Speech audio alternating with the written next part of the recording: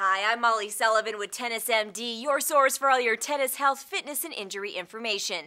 Tennis players are prone to quadricep injuries, which are caused by a direct impact to the quads or a strength imbalance between the quadriceps and the hamstring group. The pain and injury can often cause tennis players limited mobility and misplay.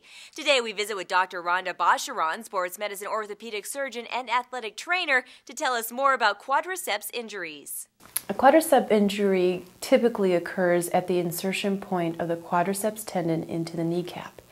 Injuries can also occur in the mid-substance of the muscle belly or where it connects up at the hip. Usually a quadriceps injury occurs where it inserts into the kneecap from extensive loading, traumatic injury from blunt trauma, and/or overuse injuries usually associated with high loading activities such as jumping. Symptoms can be pain at where it inserts into the kneecap with irritation with bending, jumping, and loading activities of the quadriceps.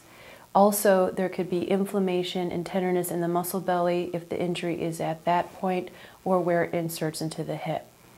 Treatment usually involves modalities to help the pain, inflammation, and injury to the tendon or the muscle group.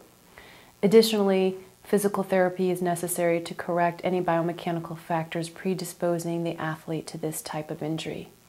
Usually an athlete can return to play with a quadriceps tendon injury. However, if the tendon itself is ruptured, much like other tendon ruptures, it will prohibit the athlete from playing because this will need surgical repair. Quad injury usually means a strain to the muscle, which is tearing of muscle fibers. You can actually, again, tear a very little number of fibers as a type 1 strain as opposed to type 3, which is tearing a large number of fibers. Scarring does occur in the muscle, so it's very important to stretch, to elongate that scar, to get it flexible again, enough to gain range of motion back at the knee. And then, of course, you have atrophy of the muscle because you've damaged some of the muscle fibers. So you need to strengthen those muscle fibers of the quadriceps. But you also need to balance out the quad and hamstrings. We need to pay attention to the hip, and we need to pay attention to the trunk. It could take as little as 2 weeks if it's a minor strain, or as long as 2 months if it's a major strain where we really have to strengthen back the muscle and gain full range.